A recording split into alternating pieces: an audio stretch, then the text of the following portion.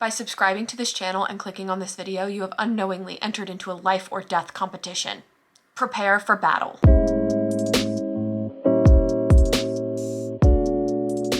Hi besties, welcome. Before we get into the life and death of it all, I want to take just a moment to thank the sponsor of today's video, which is Book of the Month. In case you don't already know, Book of the Month is a super popular and constantly growing online book service for readers. Their mission is to help readers like you and like me discover new books that they'll absolutely love. The Book of the Month team vets hundreds of books every single month to give their members a curated list of the best new and early release titles around. That way you can spend your very precious time actually reading instead of researching what book you should read next. One thing I love about Book of the Month is that it's completely risk-free. They have an awesome skip policy, which means that if any of the books one month don't really appeal to you, you can skip it and you won't be charged. Not a problem at all. Plus, Book of the Month offers the best price for a new release hardback that you'll find anywhere. If you use my link down below, you can get your first new release hardback for just $9.99 using the code LET'S_GO. These are the books that are available to be chosen this month. There are some really great titles in here and some authors that are new to me that I'm excited to dive into. But my pick for the month would definitely have to be Fiona and Jane by Jean Chen Ho. This book follows two Taiwanese American women, Fiona and Jane, as they navigate romantic encounters, identity, sexuality, and overall female friendship. If any of these titles sound exciting to you, you can click the link in my description and use the code LET'S_GO and get any single one of them for $9.99. Thank you, Book of the Month, for sponsoring this video. Happy New Year, happy January. So excited to be back and to be reading my first books of the new year. I really wanted to kickstart my year by finding a new favorite book of all time. My mission is to start strong, and I thought the best way to do that would be to put the fate of my reading into other people's hands so that if I don't like them, I have someone to blame. But I thought, let's make it a little spicy, let's have a little fun with it, and let's make it a competition. This week, you are in competition with a family member of mine and one of my very best friends. We're gonna see who knows my reading taste best. Our first contestant is my lovely mother, Julie. My mom knows me better than anyone else in the world, including myself at times. It's quite eerie. I figured she would have a really good shot of helping me find my next favorite book because she is the one who instilled a love of reading in me when I was so small. Julie's gonna be a strong contender. Then we have my best friend, Flannery. I've only known Flannery for a few years, but it feels like I've known Flannery for many lifetimes. Flannery is the funniest and most passionate person that I know. She gets me on like a deep soul level that freaks me out sometimes, but I think she too has a really good chance of picking a favorite. And then last, but certainly not least, is you, my subscribers. You have all collectively chosen a book for me to read, and I will be reading it to see if you've been paying attention to my videos. To be honest, I probably talk to my subscribers more than anybody else about the things that I'm reading and what I like in my books. So I feel like y'all have a really good shot too. Very evenly matched field of contestants, and I'm excited to really dive in and see who prevails, who emerges victorious from this competition that nobody really asked to be a part of, but that I forced my loved ones and my subscribers to be a part of anyway. So let me show you what the books are. First, my mom chose for me to read Midnight in the Garden of Good and Evil by John Berendt. This is sort of a fictionalized account of a true crime story. It is set in Savannah, Georgia, which is very near where I live and grew up. So I have a feeling that I'll really vibe with the setting, kind of a dark southern, maybe gothic. And I do love crime stories. My mom is the one who really showed me a love of Stephen King, of thrillers, of horror, and I'm really jazzed about it. I'm excited. Now, Flannery was merciful and chose a very short book for me to read, and that is Bluets by Maggie Nelson. I've heard this book described in many different ways, so I could be off when I say that I think it is a book of essay type vignettes that explore the color blue. When I picked this up from the bookstore, it was actually in the poetry section, which surprised me because even though I've heard people say that Maggie Nelson's writing is very poetic, I've never heard anybody outright say that it is a poetry collection. Flannery loves this book and she really wants me to, and I'm very excited. Also, this is one of my favorite covers. Like, I don't know what it is about this cover. I have a feeling I'm gonna underline this a lot. And then what the people have chosen, what you are all here for, is a book that you've been recommending to me since I started this channel and that I've been incredibly hesitant to pick up, and that is The Seven Husbands of Evelyn Hugo by Taylor Jenkins Reid. Now, this book took the world by storm. I feel like everyone and their mom and their sister and their dog read this book last year. I did not pick it up, and I'll tell you why. It's because it didn't sound good to me. That'll do it, I guess. I am typically pretty uninterested in stories about famous people unless it's like biography. I don't know what it is about fictionalized famous people. I do not jive with them. I also already know the twist that's in this book because I've seen so many booktubers talk about it and say what the twist is, but I'm going to pretend that I don't know what it is, and when it happens, I'll be like, oh my God, who saw that coming? Not me. It is about her experience with a lot of men. Men are not something I particularly am intrigued by. So we will see. But I am trying to go into it with a really good attitude. I guess I'm excited that my subscribers picked something that is out of my comfort zone and something I would not have picked up for myself because you overwhelmingly chose this. I did a little poll on my Instagram. This got 3 times as many votes as any of the other books that I had narrowed down. I'm gonna start with Midnight in the Garden of Good and Evil and have my mom tell me a little bit more about why she thinks I'm gonna love this one. I said at the beginning of this that it was a life and death scenario. But I lied. It's for bragging rights, really. This is my mom. Hi. I have Julie here today to tell me why she thinks I'm gonna like Midnight in the Garden of Good and Evil. I remember getting this book, I think it came out in, when, 94, 95?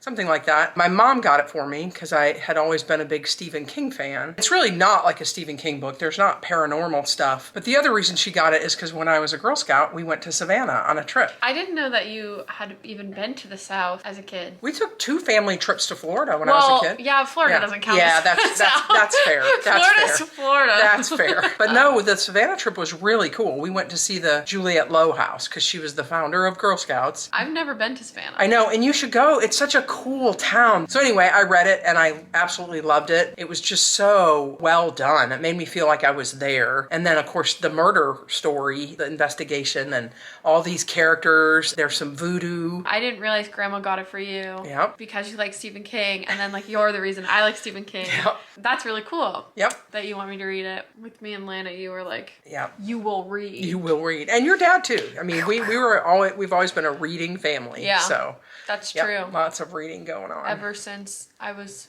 in utero. That's right. We read to both of them before they were born. I think I was a badass fetus. Did I do like karate in your uterus?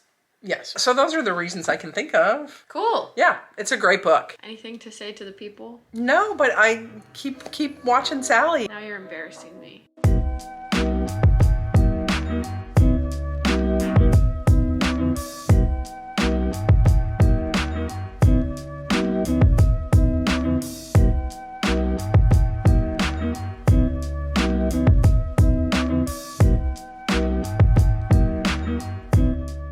It's taken me a little bit to get through Midnight in the Garden of Good and Evil. As of right now, it's feeling a little bit disjointed because we're meeting all of the characters kind of separately. So I don't feel like there's a big through line yet. And I'm 130 pages in and no crime has happened. And I thought this was a true crime book, so I'm a little confused, but we'll see.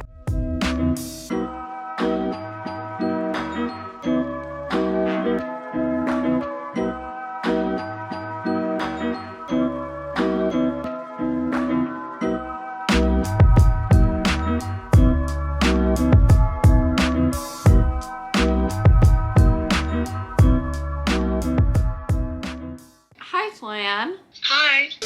You should turn the blue. But she's dead, right? Athena? No. The Queen. The Queen of England. No, she's not dead. I haven't seen her for a while. It's literally like a crime that they gave Harry the first chorus in Long Way Down, but gave Liam the others. Liam can hit the notes, but he just doesn't have the tone. Did you want to see my balaclava? Yeah. Flannery, it's looking so good. Okay, Flan, so tell me why you chose for me to read Bluets by Maggie Nelson. Yeah, it's such a beautiful book. I mean, the cover. I chose it because I really love Maggie Nelson. And I also think it's just like, blue is such an important color. Like, I don't think we realize that, you know, we associate blue with like sadness with blue. Also, like, a lot of cultural importance. There's like an obsession with blue, like a human obsession with blue. Have her investigate her own obsession with blue. But also there's like this overarching plot that has to do with like love. So I have a question. Do you think that you would rate this book higher than the One Direction fan fiction that I wrote in middle school? Absolutely not. No. There isn't a literature out there that ranks as high. Flannery, who are you wearing? Target. Okay, so I went to this, and I think he scared me, and he was like, "Oh, are you eating, chewing?" And I was like, "Yeah, I actually am eating and." The only thing that comes out of your mouth is chaos. Chaos. I've only barked twice this year. I think Stanley Tucci looks like Oompa Loompa. He does in that movie. No, all. Stanley Tucci making cocktails for his wife was an era of quarantine I was not ready to leave. He's not gay? Are you sure? We should move to Russia. This is like a thought I have been having. Could this be a look? Oh my god! Anyway, I think you're gonna love Bluets. I mean, it's just such a good book. I never even been to a French person's house who speaks French. I went to and I bought my meatball. 5th grade, I was the eldest daughter in Fiddler on the Roof, and I killed Matchmaker. And 8th grade was the little gray man. Okay. I'm great. Bye.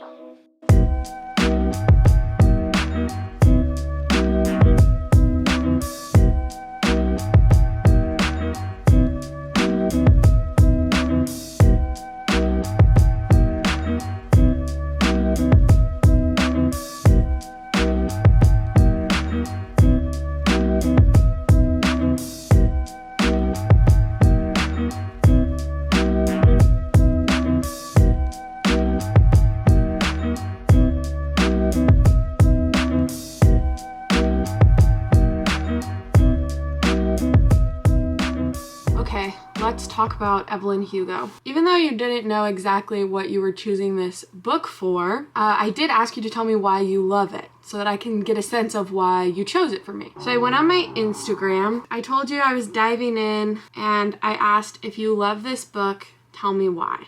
I'm just gonna do my very simple makeup for the day and talk through them with you. The first response I got was, it's about rich people and I want to be rich. That's generally a reason I don't like books as much, or it's just like not something I'm drawn to, I guess. A couple people said because they're nosy and they like gossip, but I understand, like, there's a gossip vibe to it. Some people really like that vibe. That vibe is usually not my favorite in books. I like it in real life. My friend Wells said, aside from it being one of the only mainstream books celebrating queer women, it's just so beautifully written. It feels cinematic and all-encompassing. This is interesting because I love queer women. I am a queer woman. And I'm very excited for that element of it, the fact that it feels cinematic. I actually feel like I usually do not gravitate towards cinematic books. I gravitate towards more like slice of life, everyday. Someone said, I think it's because I like character-centered books. I also really like character-centered books. So I'm excited about the character development, because that's one thing I've heard over and over about this book, is that it has really strong characters and really strong character development. My friend Jade said, so good, but felt like the ending was a little rushed. Noted. Okay. Someone said it was very vivid in that it felt like I was watching a movie, which that makes me excited because I feel like I've been reading a lot of really heady books lately, like books that make me think, which is not a bad thing. I love that, and I honestly usually prefer it in books, but I'm excited to read something that's a little bit more like I can get lost in it. Someone said all the Taylor Swift references, as in there are references to Taylor Swift, or is it just like Taylor Swift is a woman who's kind of been crucified for how many men she's been with? Is that it? Is it just like a vibe that Evelyn is similar to Taylor Swift? I don't know. Someone said, I don't, lol, I'm sorry. You don't have to apologize for not liking a book. It's okay. Basically, most of the things I saw were amazing characters, queer representation, old Hollywood vibe. We'll see. I'm excited and I'm hoping it goes well.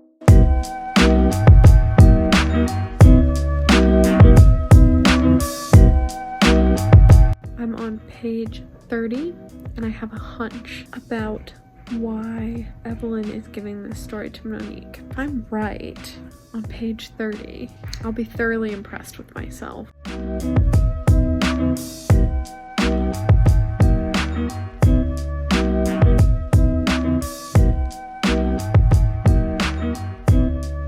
I have now read all of the books, so let's talk about them. First, I read Midnight in the Garden of Good and Evil. I thought this book was fine. Ultimately, it didn't really blow me away. The first half of the book is sort of meeting a bunch of the characters of Savannah, and then the second half of the book is a little bit more about the crime that's been committed, but the two don't really go together that much. Most of the characters that you met aren't super important in the second half when you're learning about the murder. It just felt a little bit disjointed. It felt like two separate books, and one was like a character study on the people of Savannah, and the second half was following this murder trial. When we finally got to the murder, it was sort of anticlimactic. I just didn't feel crazy invested, I guess, in what was happening. I do think that his descriptions of Savannah were top-notch, incredible. The way that the people of Savannah carry themselves and behave and what they value feels like it's very on track with what I know of growing up in the South, and I did really like that element of it. But I guess I wanted it to be one or the other. I wanted it to be either a character study of all these people or a book about a murder trial. And instead it felt like two separate things. Next, I read Bluets by Maggie Nelson. Tattoo it on my brain. Chop off my arms, it's so good. As Flannery once said. That was Flannery's review of this book. I was like, how much do you love Bluets? And she said, chop off my arms, it's so good. So this book I read in like probably an hour and a half. Compelling. I just didn't want to put it down once I started it. I really just wanted to keep reading. It flows very well from itself. Her tangents, her musings on the color blue, and her exposing her own love and heartbreak all flow from each other so beautifully that it didn't feel like they were separate things. A philosopher's idea of the color blue and Maggie Nelson's personal heartbreak are not inherently tied together. She made it feel as though they were. I underlined like something on every page of this book. Even after reading it, I still don't know how to classify it. So I'll also use a Flanneryism and say that it's a lot of little vinaigrettes. I think she meant to say vignettes, but we'll let her have this one. She needs a win. I feel like this is gonna be the book that I read after every breakup I ever have. When I finished it, I texted Flannery and was like, I can't wait to read this when I'm heartbroken. So I'm very grateful to Flannery that she made me read this.